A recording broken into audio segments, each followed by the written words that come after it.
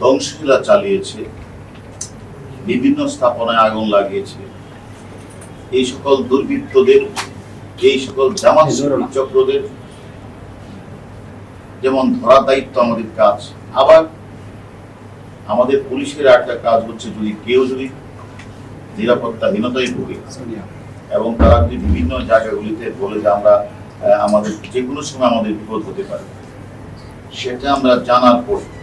আমাদের নৈতিক দায়িত্বটাই হচ্ছে তাদেরকে সেফলি নিয়ে আসে। নতুবা আবার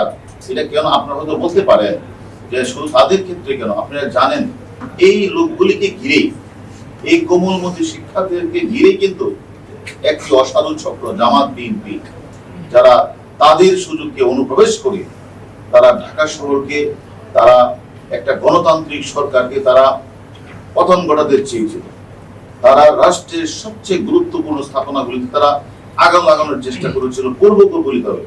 সেই কারণে আমি মনে করি আবার তাদেরকে কোনো কিছু করে আবার যদি তারা আন্দোলনের কোনো কিছু করতে চায়, সে কারণে আমি মনে করি নিরাপত্তার স্বার্থে কিন্তু তাদেরকে আমরা আমাদের নিবি হেফাজতে